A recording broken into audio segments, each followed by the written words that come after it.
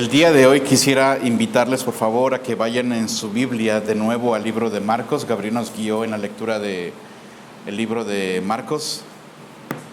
Estamos en Marcos capítulo 13, versículos 14 al 23, y voy a leerlos para ustedes en esta mañana. Dice así: pero cuando veáis la abominación desoladora de que habló el profeta Daniel, puesta donde no debe estar, el que lee entienda. Entonces los que estén en Judea huyan a los montes. El que esté en azotea no descienda a la casa, ni entre para tomar algo de su casa. Y el que esté en el campo no vuelva atrás a tomar su capa.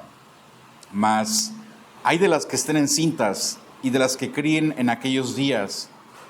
Orad pues que vuestra huida no sea en invierno, porque aquellos días serán de tribulación, cual nunca ha habido desde el principio de la creación que Dios creó, hasta este tiempo ni la habrá. Y si el Señor no hubiese acortado aquellos días, nadie sería salvo. Mas por causa de los escogidos que Él escogió, acortó aquellos días.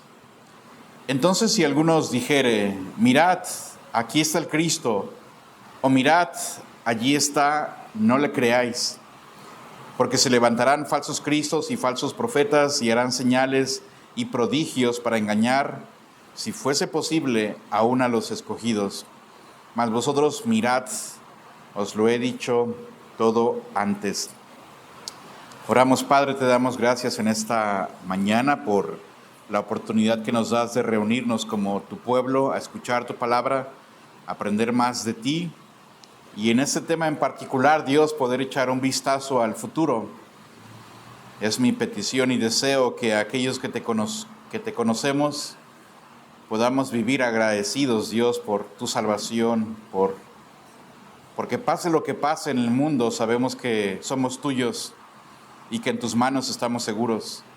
Pero también te quiero pedir por aquellas personas que no te conocen personalmente, no saben a dónde irán después de morir, que tu palabra sea una advertencia fuerte y un llamado fuerte al arrepentimiento y entregar sus vidas a ti como Señor y Salvador. La única manera, Dios, de evitar la condenación es a través de entregar sus vidas a Cristo. Que tu nombre, Jesús, sea glorificado. Te pido eso en el nombre de Jesús. Amén. Y el día de hoy quiero hablarles por un ratito sobre el tema alertas en medio de la tribulación y el engaño. Hace algunos años la ONU registró que en una sola década, en un rango de 10 años nada más, hubo más de 230 conflictos armados activos en el mundo. Guerras por todas partes. Al mismo tiempo, uno puede ver el mundo en el que vivimos y escuchamos constantemente de guerras y rumores de guerras. Uno puede ver el Medio Oriente y diario hay noticias de bombardeos, de ataques. Uno puede ver nuestro propio país, el norte, y ver cómo hay tanto peligro. Pero también, al mismo tiempo, uno puede ver en nuestro mundo un aumento muy grande en cuanto al engaño, en cuanto a falsa doctrina. Tan solo en los últimos 100 años ha habido un aumento alarmante de sectas y nuevas religiones de todo tipo. Algunas, solamente explorarlas a simple vista nos causaría asombro de cómo gente puede ser engañada por cosas tan absurdas. Y multitudes van siguiendo falsas enseñanzas. Pero es interesante que Cristo anticipó que eso iba a suceder en los últimos días. Anticipó que iba a suceder en sus días y que iría en aumento y aumento. Cada vez entramos más cortos y en mayor intensidad. La semana pasada hablamos de los discípulos sentados junto con Cristo en el Monte de los Olivos. Tienen a Jerusalén a la vista panorámica frente a ellos, Y los discípulos hacen dos preguntas que son muy importantes. ¿Cuándo sucederán esas cosas en referencia a la destrucción del templo? ¿Cuándo vendrá el Mesías y establecerá su reino? ¿Cuándo, Jesús, es la pregunta, cuándo vas a establecerte ya como rey en Jerusalén y en Israel? ¿Cuándo le pondrás un fin a los malvados y vas a traer a Israel a su gloria y sentarte tú en el trono como rey? Esa es su pregunta. Y la segunda es, ¿qué señal debemos esperar? ¿Va a venir un ángel? ¿Va a venir una gran luz? ¿O va a haber obscuridad? ¿Qué señal debemos de esperar? Y ellos esperaban que la venida de Cristo y el establecimiento de su reino sucedería muy, muy pronto. Y Jesús, en lugar de responder a la pregunta de ellos, más bien les dio una advertencia. Les dio una advertencia primero a que estuvieran muy alertas en cuanto al engaño. Les dio una advertencia a mantenerse muy firmes en dar testimonio. Si te persiguen, aprovecha la oportunidad para dar testimonio. Si sufres, es por causa mía para que des testimonio. Y también animó a sus seguidores a mantenerse firmes en la fe. Él anticipó, mira, es muy probable que tu propio padre te vaya a entregar. Es muy probable que tus propios hermanos te vayan a entregar. Cuando eso suceda, tienes que mantenerte firme. El que persevere hasta el fin está demostrando que es salvo. El que sigue y sigue a pesar de la tribulación, a pesar de la traición, a pesar de toda clase de hostilidades, es por causa de Cristo que logra permanecer y seguir adelante. Está probando que es salvo. Y lo dijimos la semana pasada con certeza, seguridad, confianza. Aquellos que son del Señor van a probar que son suyos porque van a permanecer hasta el final. No ganan la salvación por perseverar, pero porque han sido salvados, entonces van a permanecer hasta el final. Y el día de hoy, hermanos, llegamos a una de las secciones más solemnes, pero también complejas en el Evangelio de Marcos, a una sección donde encontraremos la llamada abominación desoladora, que al principio es, ¿y qué es eso? ¿De qué estamos hablando aquí? Y las advertencias alrededor de esa señal desoladora. El pasaje está lleno de imágenes conectado con el libro de Daniel y algunas alusiones al Apocalipsis y a otras partes de la Escritura. Algunos creen que esto ya se cumplió en el año 70, otros esperan lo que dijo Jesús es para el futuro. Y es aquí donde debemos detenernos y analizar con cuidado. Y voy a ser muy honesto con ustedes. Es muy probable que usted y yo tengamos algunas discrepancias en este pasaje. Si tenemos diferencias en cuanto a algunos eventos futuros, sería más o menos normal. Si tenemos discrepancias serias en cuanto a la salvación, eso es un tema grave. Pero si tenemos una opinión distinta, creo que aún podemos ser buenos amigos y seguir cantando juntos y amarnos como hasta el día de hoy y aún más. Pero trataremos de ser fieles al texto y de analizar los otros pasajes en la Escritura y ver qué es lo que Cristo quiso decirnos en este pasaje. Y la primera parte requiere mucha atención. Le pido estar atento a los pasajes y lo que vamos a discutir al principio. Y quisiera comenzar nuestro pasaje hablando de la señal clave. Cristo va a hablar en esta sección sobre una señal. Segundo, sobre la reacción a esa señal. Tercero, nos va a hablar de la tribulación. Y cuarto, nos va a hablar de la intensidad, aumento del engaño. Primero, Él nos va a hablar de una señal específica, y esa señal es la abominación desoladora. Y quisiera invitarles en sus Biblias a ver Marcos 13:14, tomar notas, poner flechas en su Biblia, encerrar palabras, que Dios nos vaya guiando. Versículo 14 dice, pero cuando veáis la abominación desoladora de que habló el profeta Daniel, puesta donde no debe estar, y entre paréntesis dice, el que lee entienda. Y aquí hagamos una pausa. La abominación desoladora, ¿de qué está hablando Jesús? ¿Qué es la abominación desoladora? Nos ayudaría a entender las dos palabras. Primero, abominación. La palabra abominación es algo mucho más profundo que un simple desagrado. ¿Alguien ha escuchado hablar del abominable hombre de las nieves? No tiene nada que ver con eso. Alguien puede probar una comida y decir, esta comida es abominable, no me gustó. No es esa clase de palabra abominable. La palabra abominable que usa Marcos se refiere a algo que es repugnante, detestable, ofensivo, pero más con relación al carácter y la naturaleza de Dios. La Biblia define la palabra abominación, por ejemplo, como idolatría, una de las abominaciones más frecuentes y graves en la Biblia.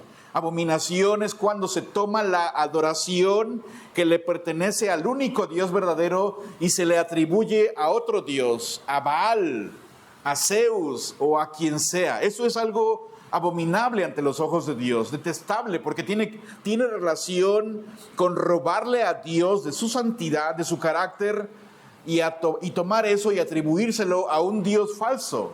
Es algo detestable relacionado con lo divino y con lo sagrado. En la Biblia, por ejemplo, también es algo abominable las prácticas inmorales y las perversiones sexuales. Dios ve toda clase de perversión sexual como algo abominable porque es contrario a su carácter, a su santidad.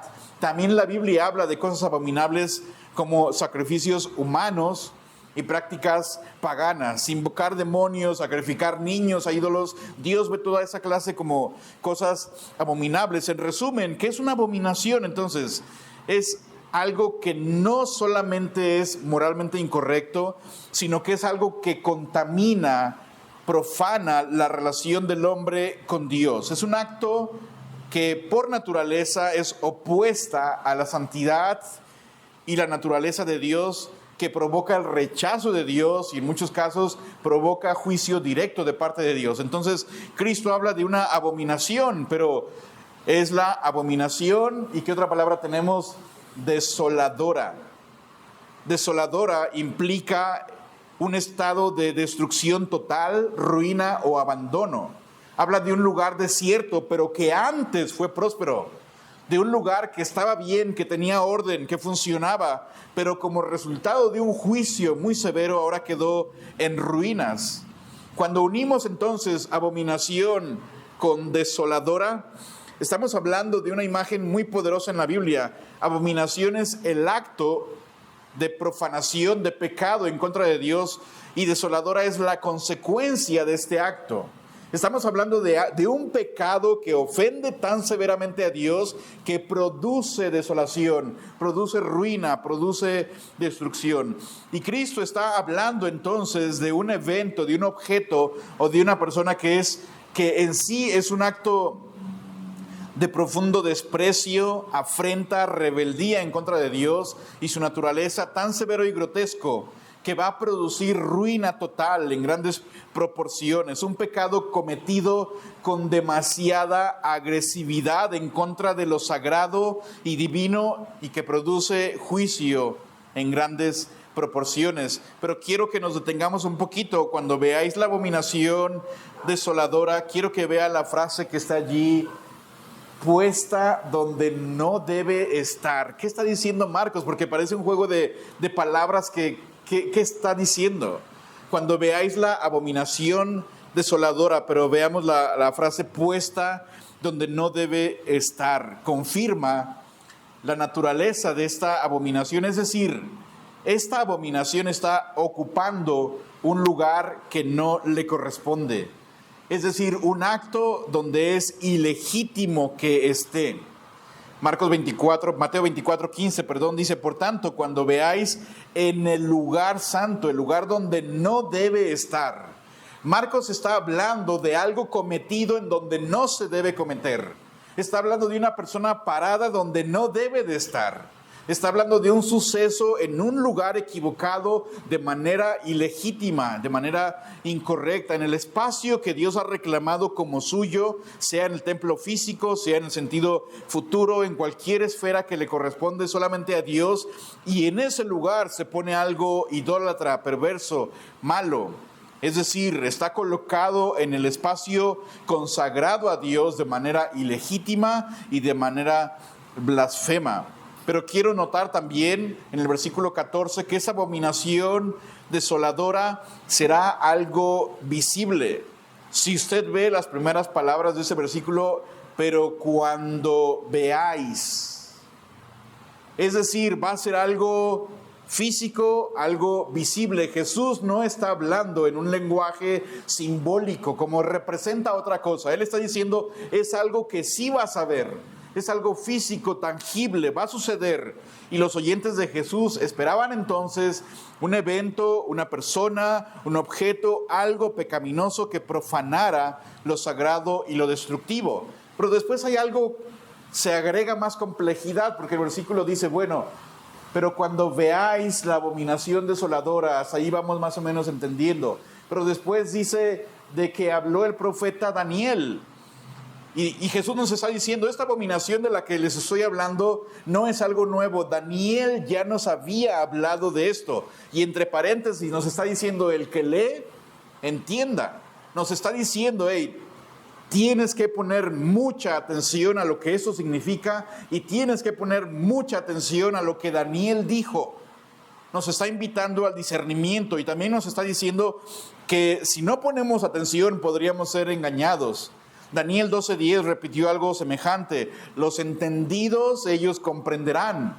Y también Apocalipsis 13:18. El que tiene entendimiento, cuente el número de la bestia. Es decir, Jesús nos está diciendo, como subrayando, pon mucha atención a lo que dijo Daniel. Es importante y crucial que entiendas lo siguiente. Y tenemos entre paréntesis, porque tanto Marcos, guiado por el Espíritu Santo, nos dice, hey, tienes que entender lo que está en juego aquí. Entonces tenemos que ir a Daniel. ¿Qué dijo Daniel?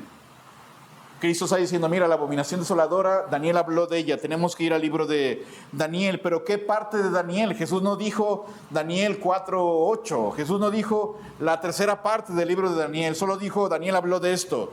¿Y dónde encontramos eso en Daniel? Bueno, hay 3 pasajes claves en el libro de Daniel que mencionan la profanación de un lugar sagrado y sus consecuencias. Y quisiera que vayamos al libro de Daniel, capítulo 9 primero. Hay 3 pasajes que vamos a analizar en el libro de Daniel y pedir mucho su paciencia y poner atención. Creo que al final lograremos entender mejor lo que Cristo está diciendo aquí. En Daniel 9:27, el contexto, Daniel 9 es una profecía que Dios, a través del ángel Gabriel, le hizo llegar a Daniel. Una profecía del plan de Dios para el futuro, el plan de 70 semanas, semanas de años. Pero el pasaje que nos incumbe a nosotros es Daniel 9:27. Dice así, lo tiene en su Biblia, y por otra semana confirmará el pacto con muchos a la mitad de la semana. ¿Tiene su Biblia? ¿Qué va a hacer a la mitad de la semana? Primero hará cesar el sacrificio y la ofrenda. Después, con la muchedumbre de las abominaciones, vendrá el desolador, hasta que venga la consumación, el cierre, el cumplimiento, y lo que se ha determinado se derrame sobre el desolador. No vamos a hablar mucho de las 70 semanas, no es el tema del día de hoy, pero Daniel está hablando de un periodo de 7 años, una semana, y Daniel está diciendo, mira, a la mitad de esa semana se va a cortar abruptamente, tajantemente, los sacrificios de los judíos de la mañana y en la tarde los va a cortar todas las ofrendas, y después de tanta abominación cometida ahí en el templo, viene el desolador, viene la destrucción. Y después de eso, dice Daniel, Dios le pone un alto final al destructor. Dios consuma todo lo que tiene que ejecutar. Hay una abominación desoladora allí. Pero ahora vamos al siguiente pasaje de Daniel, son 3. Daniel capítulo 11, versículo 31. En Daniel capítulo 11, versículo 31 dice así: y se levantarán de su parte tropas que profanarán el santuario y la fortaleza, y ve al mismo patrón, y quitarán el continuo sacrificio y pondrán, ¿qué pondrán? La abominación desoladora. Daniel habla de un segundo evento que sucedió en el año 167 antes de Cristo. Si usted tiene tiempo después de leer el capítulo 11, habla del futuro cercano en los días de Daniel en relación con Israel. Y eso se refiere a un hombre llamado Antíoco Epífanes, un rey cruel griego que profanó el templo de Jerusalén en el lugar donde estaba construido el altar del holocausto. Allí mismo construyó un altar para el dios llamado Zeus, levantó una imagen de Zeus y en ese altar sacrificó un cerdo. Profanó el templo a lo más grave que se puede hacer. Los judíos estaban muy mal, muy frustrados, y Daniel habla de lo que sucedió en ese momento. Y Jesús, cuando menciona la abominación desoladora, no puede referirse a lo que pasó en el 167 porque ya había quedado en el pasado. Jesús está hablando de algo todavía por venir. Y tenemos un tercer pasaje en Daniel 12, el versículo 11. Daniel capítulo 12, el versículo 11, casi terminando el libro. Y desde el tiempo que se ha quitado el continuo sacrificio hasta la abominación desoladora, habrá 1290 días. Daniel conecta la abominación desoladora con un calendario profético, contable de Dios. Y repite de nuevo: el sacrificio es cortado de repente y el final, el desenlace, es destrucción. Y en el libro de Daniel, un día estudiaremos esto con más detalles.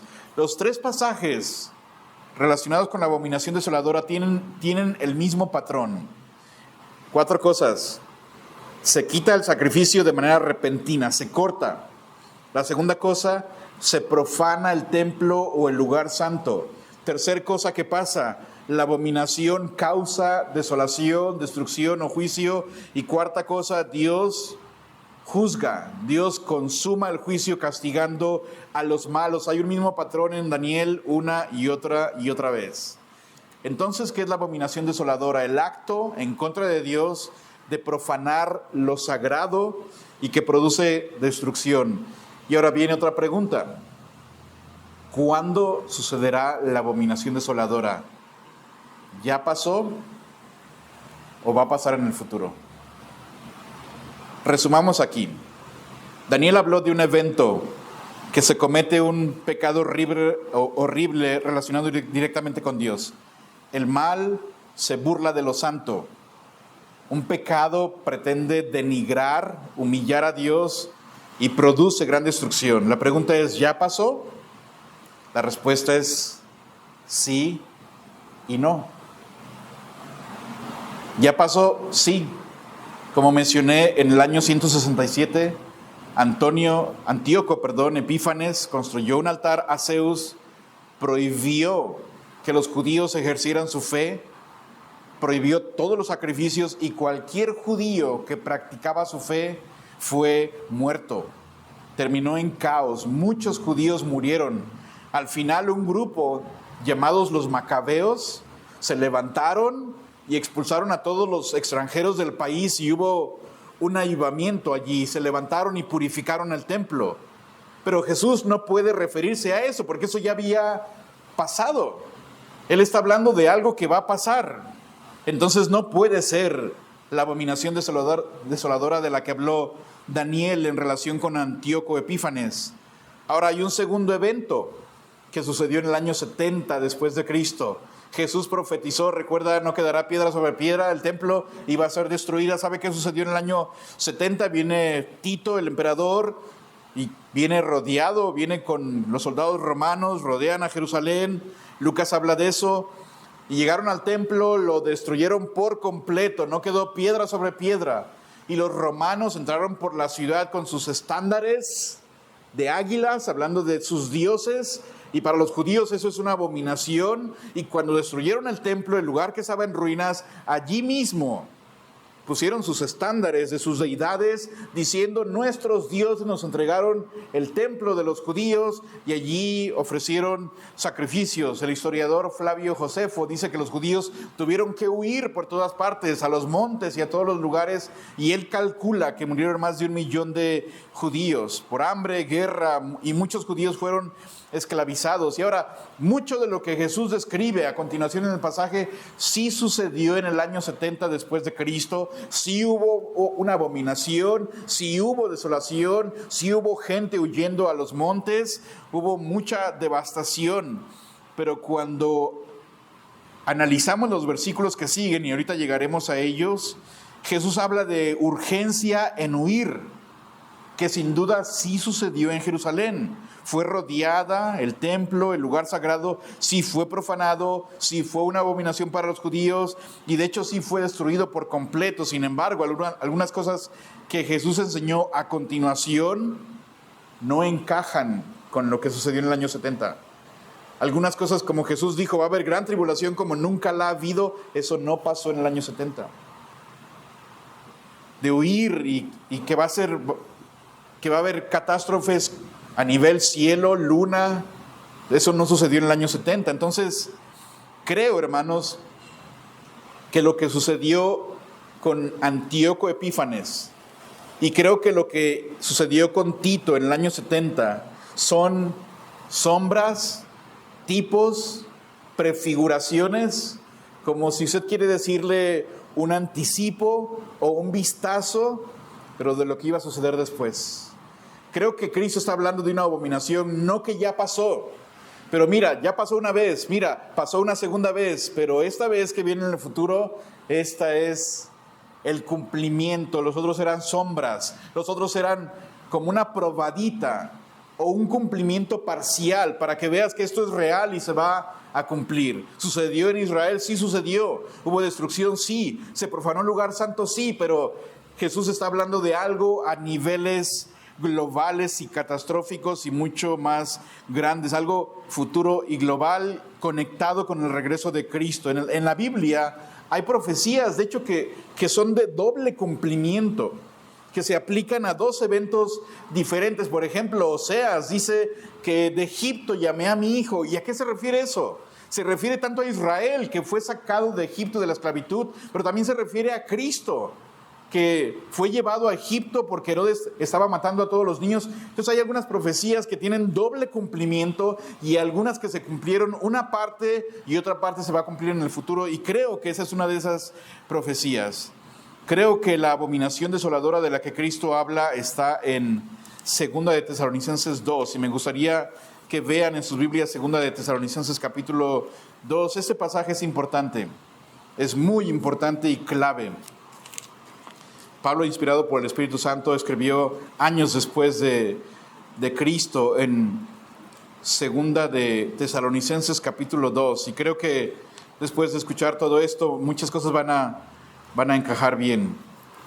2 de Tesalonicenses capítulo 2, pero con respecto a la venida de nuestro Señor Jesucristo, el tema de Pablo es: Cristo va a regresar de nuevo, y nuestra reunión con Él, os rogamos, hermanos, y noten el lenguaje, el mismo que tiene Cristo, que no os dejéis mover fácilmente de vuestro modo de pensar, ni os conturbéis, ni por espíritu, ni por palabra, ni por carta, como si fuera nuestra, en el sentido de que el día del Señor está cerca. Nadie os engañe en ninguna manera. Quiero hacer una pausa aquí. El mismo lenguaje de Cristo, mucho cuidado con el engaño.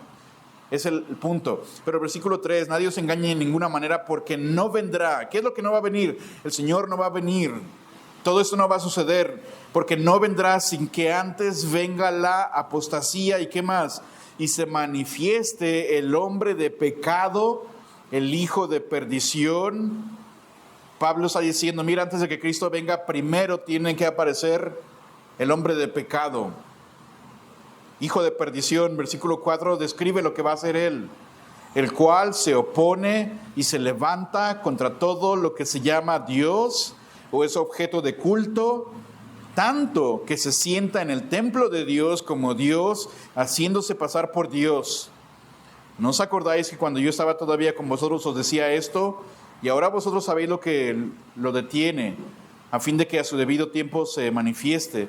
porque ya está en acción el misterio de la iniquidad, solo que hay quien al presente lo detiene hasta que él a su vez sea quitado de en medio. Entonces se manifestará aquel inicuo, a quien el Señor matará con el espíritu de su boca y destruirá con el resplandor de su venida. Inicuo, cuyo advenimiento es por obra de Satanás, con gran poder y señales y prodigios, mentirosos y con todo engaño de iniquidad para los que se pierden, por cuanto no recibieron el amor de la verdad para ser salvos. Por eso Dios les envía un poder engañoso para que crean la mentira, a fin de que sean condenados todos los que no creyeron a la verdad, sino que se complacieron en la injusticia. Creo, hermanos, que la abominación desoladora es un acto futuro, literal, global, en el que un hombre de pecado, conocido como el anticristo porque se opone a Dios y pretende tomar el lugar de Dios, reclamará la adoración que le corresponde solamente a Dios desde el templo de Dios, y eso marcará lo que la Biblia llama la gran tribulación. No creo que es solo un objeto o una estatua, no creo que es una invasión militar, creo que esta es la culminación de la rebelión humana encarnada en una figura, en un hombre que se hace pasar por Dios y se instala donde solo Dios debe reinar. Creo que la abominación desoladora se refiere al futuro, a un hombre que conocemos como el anticristo, que va a decir: yo soy el Cristo, adórenme a mí, y a un falso profeta que va a jalar a toda la gente a que lo adoren, lo veneren, reciban su marca, se postren ante él y lo vean como el Salvador y como el Mesías.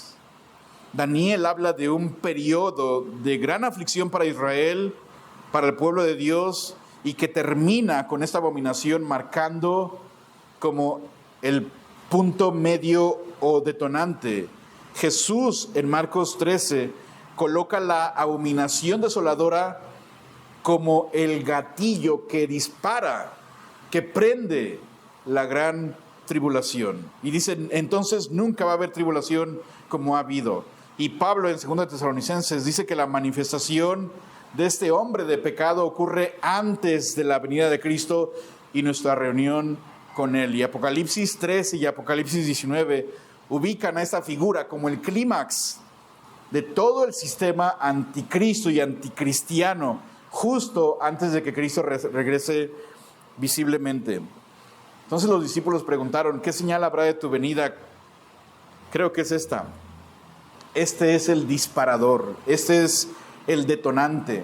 Cuando veas esta abominación desoladora, cuando veas a este hombre de pecado que se sienta en el lugar de Dios, clamando ser Dios, llegamos a nuestro segundo punto. Los otros son más cortos. Ahora la respuesta: cuando veas que esto pasa, ¿qué tienes que hacer? Versículo 14, todavía, pero cuando veáis la abominación desoladora de que habló el profeta Daniel, puesta donde no debe estar, el que le entienda, entonces, esa pequeña palabrita, entonces, cuando veas esto, entonces haz esto. ¿Qué tienes que hacer? De acuerdo al versículo 14, los que estén en Judea, ¿qué tienen que hacer? Huyan a los montes. Versículo 15, el que esté en la azotea no descienda a la casa, ni entre a tomar algo de su casa. 16, y el que esté en el campo no vuelva atrás a tomar su capa, mas hay de las que están encintas y de las que críen en aquellos días. Orad pues que vuestra huida no sea en invierno. Jesús, hermanos, no dejó esa señal como un dato al aire. Esa es la señal, esa es la abominación desoladora, algo para saber, no. La conectó inmediatamente con una respuesta, con una acción. Cuando veas esto, inmediatamente, con prisa, con urgencia, lo que tienes que hacer es huir. La abominación desoladora no era solamente algo para pensar, pero para reaccionar. Cuando veas la señal, entonces esa es la reacción: huir sin mirar atrás. Jesús está enseñando aquí, está mostrando que la verdadera fe no consiste en debatir señales y en discernirlas, sino en obedecer, y obedecer con prontitud. Jesús pasa entonces de predecir el futuro a dar un plan de escape para sus discípulos. Este mandato, esta instrucción aplica a todos los creyentes que les toque estar en esta circunstancia. Y Jesús toma, para que entendamos lo urgente que es, Él toma situaciones normales de la vida. Note usted primero, los que estén en Judea. Judea es una región montañosa.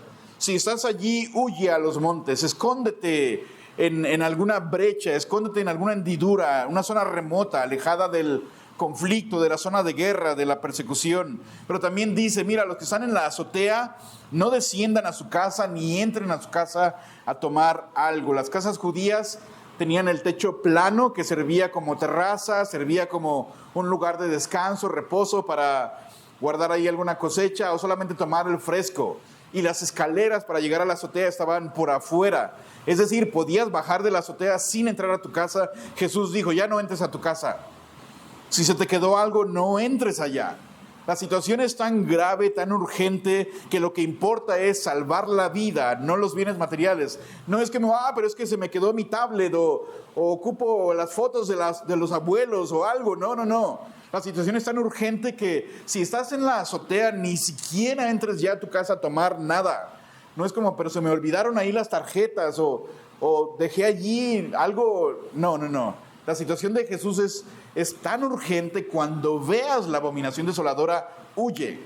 Si estás en los montes, si estás en Judea, vete corriendo al lugar más aislado que encuentres. Si estás arriba en la azotea, bájate y vete corriendo, ya no entres a tu casa. Pero después pasa a otra imagen, el que esté en el campo ya no regrese, ni siquiera por la capa. ¿Y qué es la capa? No pienses en una capa normal, pero en el antiguo mundo la capa era una pieza elemental para el frío, servía de cobija, servía de almohada, servía de protección. Estar sin capa en el campo era estar muy vulnerable. Decía, ni siquiera regreses por algo tan fundamental como tu capa, no regreses. El punto es, esta es una situación crítica, extrema, es una situación de vida o muerte. Aquí no hay que jugarle al valiente. Cuando veas la abominación desoladora, no estés pensando regresar y a ver qué encuentro, a ver, ocupo algo esencial. Note la frase que se repite, huye, no desciendas a casa, no entres, no vuelves atrás. Todo tiene el sentido de rápido huir. Y Lucas agrega en este pasaje, acuérdate de la esposa de Lot. Acuérdate, la cosa era huir por tu vida. Acuérdate de lo que le pasó a ella, no miren atrás. El punto de Jesús es que es muy urgente que se cuiden, pero Jesús también habla de advertencias, pero también de vulnerabilidades. Jesús expresa su empatía y compasión por un grupo vulnerable, las complicaciones que algunos tendrían, en este caso, las mujeres que están encintas. Él decía, lo que va a pasar es algo tan feo, y él está diciendo, pobrecitas de las mujeres embarazadas. Y pobrecitas de aquellas que tengan bebés de pecho. Va a ser un tiempo tan difícil que ellas en particular van a encontrar mayores problemas en huir. Pero después usa otra imagen, orad pues que vuestra vida no sea en invierno. El invierno judío tiene mucho frío, tiene nieve, los caminos se ponían muy complicados y más peligrosos. Y Mateo añade, y que no sea en sábado tampoco. Puede haber puertas cerradas, puede haber muchas restricciones. El punto es enfatizar urgencia, en huir, en alejarse del peligro.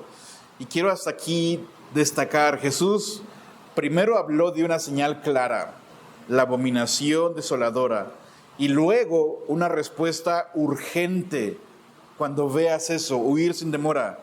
Pero ahora Él da un paso más adelante a explicarnos ¿por qué huir? Bueno, ¿por qué tanta urgencia? ¿Qué es tan peligroso lo que va a suceder? ¿O por qué Jesús insiste tanto en que ni siquiera regreses a tu casa por algo? Y llegamos a nuestro tercer punto del día de hoy, que es la tribulación. En versículos 19 y 20. Y vea cómo empieza. Porque, por eso tienes que huir. Por eso la urgencia. Porque aquellos días, es decir, de cuando veas la abominación desoladora, eso va a disparar algo como nunca antes. Porque aquellos días serán de tribulación. ¿Qué clase de tribulación? Cual nunca ha habido desde el principio de la creación que Dios creó, hasta ese tiempo presente, cuando Cristo está diciendo esto, ni la habrá. Él está diciendo, ¿por qué la urgencia?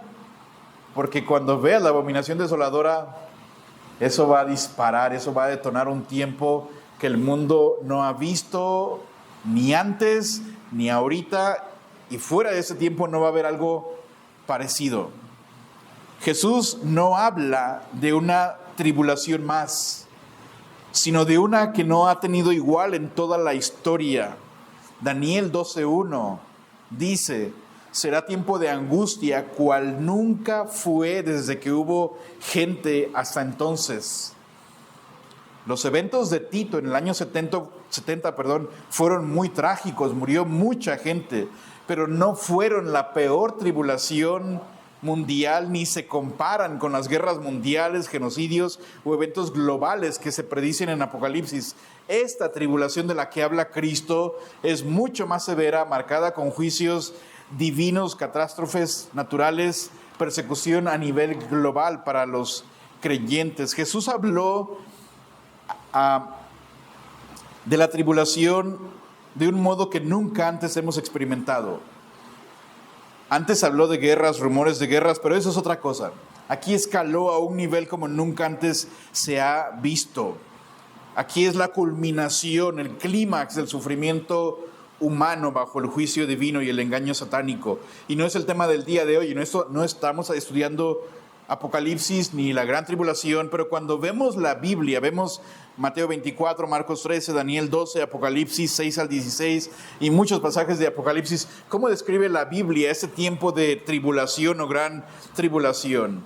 La Biblia dice que va a haber sufrimientos sin precedentes. La Biblia habla de juicios divinos derramados sobre la tierra. La Biblia habla de guerras globales, violencia generalizada. La Biblia habla de hambre y escasez extrema, de plagas y muertes masivas, fenómenos cósmicos aterradores en el sol, la luna, las estrellas. La Biblia habla en Apocalipsis de engaño satánico, falsos cristos, falsos profetas. La Biblia habla también de persecución intensa contra los creyentes como nunca ha habido antes. La Biblia habla de la abominación desoladora en el lugar santo, el surgimiento del anticristo como una figura mundial, la marca de la bestia como el sistema para un control global. La Biblia habla de la reunión de las naciones para una batalla final conocida como el Armagedón, y la Biblia habla de que la venida de Cristo le pone un final a la tribulación. ¿Por qué huir?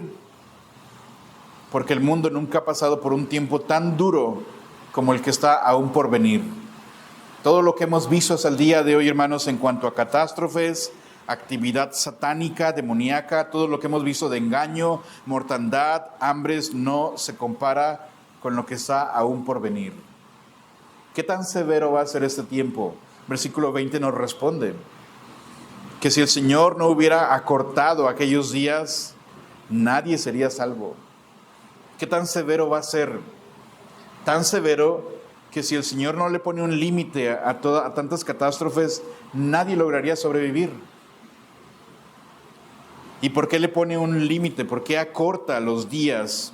Por causa de los escogidos que Él amó. Por eso acortó los días. La palabra acortar significa reducir, mutilar. Cortar no habla de días más cortos de duración, sino de ese periodo, limitándolo soberanamente Dios. Implica que la tribulación será tan severa que la humanidad entera podría ser destruida. La Biblia habla en Apocalipsis, solamente tomando 2 pasajes de Apocalipsis, solamente con 2 de ellos, haciendo un cálculo breve, solo 2 pasajes de Apocalipsis nos dicen que la mitad de la población va a morir, que de 100 personas 50 van a morir. Y hay más pasajes hablando de otras catástrofes. La razón por la cual Dios acorta la tribulación es por su pueblo, por los suyos, por los que Él soberanamente escogió y llamó para ser su propiedad, como siempre ha sido su elección. Daniel 12:1 dice: será tiempo de angustia cual nunca fue, pero en aquel tiempo será librado tu pueblo, todos los que están escritos en el libro. Por eso le pone un final, por eso le pone un límite, a causa de aquellos que son suyos. Y quiero aclarar que muchos, pero muchos creyentes morirán en ese tiempo de gran tribulación, pero el Señor seguirá extendiendo su misericordia hacia ellos, su fidelidad. Juan habla de que vio el altar y abajo vio las almas de los que habían sido decapitados por causa de su fe, le pertenecen a Él. Y por amor a ellos, por compasión a ellos, por fidelidad a su pueblo, le pone un límite. aunque les deje pasar por la aflicción, sea que mueran o sobrevivan en ese tiempo, son los escogidos del Señor. Y un punto más que tenemos es el engaño intensificado. Tenemos una señal cuando Cristo dijo, cuando veas esa señal, huye. ¿Por qué? Porque viene un tiempo como nunca ha experimentado este mundo. Y después advierte de que el engaño se va a intensificar durante ese tiempo. Versículos 21 en adelante. Entonces, si alguno os dijere, mirad, aquí está el Cristo, o mirad, allí está, no le creáis, porque se levantarán falsos cristos, falsos maestros, harán señales y prodigios para engañar, si fuese posible, aún a los escogidos. Mas vosotros mirad, os lo he dicho todo antes. Jesús habló del engaño antes en Marcos 13, versículos 5 y 6. Dijo que vendrían muchos en su nombre, diciendo yo soy el Cristo. Bueno, este periodo de tribulación, este engaño se va a intensificar aún más. Un mundo con tanto caos, con tanta muerte, con tanta hambre, con tanta guerra, con tanto juicio, buscará un salvador, un remedio, alguien que tenga las respuestas. Sobrarán entonces engañadores prometiendo salvación o señalando a un líder como el Cristo. Él es el que nos puede salvar. Cristo advirtió esto claramente, que habría falsos cristos, falsos profetas, y en este caso el engaño aumentaría porque estos vendrían con señales y prodigios. Es decir, aquí en particular ellos van a hacer señales. Segunda de Tesalonicenses habla de que ellos hacen señales producidas por obra de Satanás. Y Cristo dijo, el engaño va a estar a tope, al grado de que si pudieran engañar a los escogidos lo harían. Y una pregunta, ¿significa que los escogidos pueden ser engañados? No. Cristo está diciendo, si se pudiera engañar a ellos lo harían, pero eso no se puede. El punto es, los que son de Cristo están en la verdad, permanecen en la verdad hasta el final. Pero si humanamente fuera posible engañarlos, los falsos cristos lo intentarían. No está diciendo que los escogidos van a ser engañados también. Está diciendo, si se pudiera, lo harían también, pero es algo que no se puede. El engaño será entonces una de las marcas más claras de que el fin está cerca. El poder satánico puede producir señales porque ellos van a producir señales, prodigios, pero nunca puede producir el carácter santo ni la vida del evangelio. Por eso primera de Juan 4 dice, amados, no creáis a todo espíritu. Hay que probar los espíritus si de veras son de Dios. ¿Y cómo sabes si uno es de Dios? El que confiesa que Cristo es el Señor. El que lo confiesa a Él y le rinde la adoración y se somete a su señorío y le reconoce como Señor y Salvador, ese es de Cristo. El que no es de Cristo puede hablar mil cosas de Dios, puede hablar maravillas de la cruz, pero le es imposible someterse a Cristo como Señor y Salvador. No todo el que confiesa a Jesucristo, que Jesucristo ha venido en carne, no todo ese es de Dios. Está el espíritu del anticristo por todas partes. Juan está diciendo, mira, puedes distinguir la verdad del error, porque la verdad se apega a la palabra de Dios, se somete a la palabra de Dios y sobre todo se somete al señorío de Cristo como Señor y Salvador. Y la advertencia de Jesús es para estar firmes en la verdad. Y Jesús concluye esa sección diciendo, os lo he dicho antes.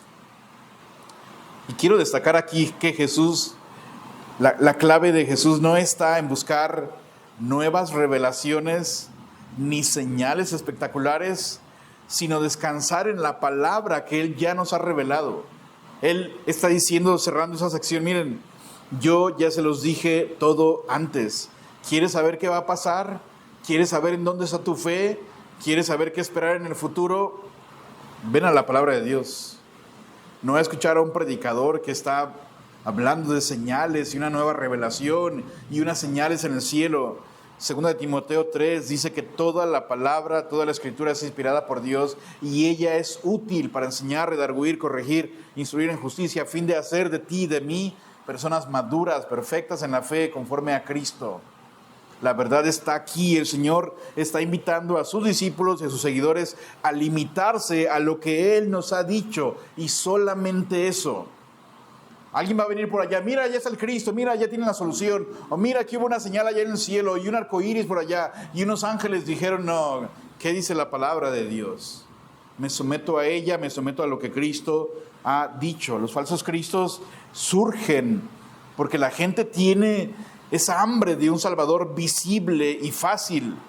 El remedio es llenar nuestra mente, llenar nuestro corazón de Cristo mismo, puestos los ojos de Jesús, el autor y consumador de la fe. Los falsos profetas prosperan porque gente empieza a buscar otras cosas. Los creyentes nos fortalecemos. Hebreos 10, nos consideramos unos a los otros, nos animamos unos a otros, no dejando de congregarnos. Cuando los días oscuros se avecinan, las naciones tiemblan, solo el que ha visto la gloria de Cristo puede mantenerse firme. Dice Jonathan Edwards que una visión clara del Salvador es la única defensa contra la apostasía. Quisiera, antes de terminar, dejar en claro, hermanos, Jesús no habló de todas esas cosas para asustarnos, sino para alentarnos y para prepararnos. Él señaló, Él marcó la señal. Cuando veas la abominación desoladora, dio instrucciones claras, huir sin demora, advirtió sobre la tribulación y también advirtió sobre el engaño que iría en aumento. Y todo esto nos recuerda, hermanos, que el mundo no va en camino a mejorar. Este planeta tiene los días contados. Si su esperanza, si tu expectativa del futuro es que este mundo mejore, la economía mejore, las vidas sean mejores, estamos entendiendo mal el plan de Dios. El futuro está en las manos de Dios, no en las manos del gobierno. Aunque el mundo sea un caos, Dios sigue teniendo el control. Y el punto quiero aplicar a dos grupos el día de hoy. Aquellos que somos del Señor, si tú has confiado en Él como Señor y como Salvador, puedes mirar hacia el futuro y con certeza saber, estoy seguro en Cristo, pase lo que pase. Puedes leer esos pasajes y vivir agradecido con Él y entender, pase lo que pase, viene un tiempo de tribulación como nunca antes ha habido, pero Él prometió guardarme de aquella hora de prueba. Él prometió estar con nosotros hasta el final. Pero aquí hay algo también muy importante. Si esos días serán tan terribles, ¿qué esperanza hay? La única esperanza es estar con Cristo ahora. Si Jesús habla con tanta seriedad de una tribulación como nunca la ha habido, es porque no quiere que nadie se pierda en ella. Si el día de hoy usted y yo, no sé, tiemblas de espanto, recuerde que hay un refugio seguro y ese es únicamente Jesucristo. En la cruz Él ya enfrentó el juicio por el pecado. En la cruz Él ya recibió el castigo que tú y yo merecíamos para que el día de hoy tú puedas encontrar perdón y vida eterna en Jesucristo. El día de hoy es que ocupas correr a Cristo en arrepentimiento y fe. Después de ver este pasaje, el único consuelo del pecador es huir prontamente a Cristo, el único que nos libra de la ira venidera. Oramos, Padre, gracias por tu palabra. Siempre pensar en el futuro y pensar en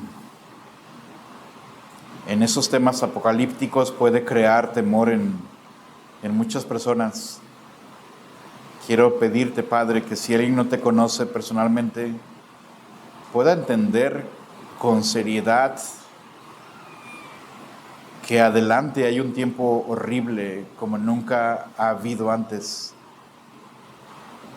Habrá mucha muerte, habrá caos, desastres de todo tipo. El mundo no ha visto todavía lo que está por venir. Y tú, Cristo, eres el único Salvador.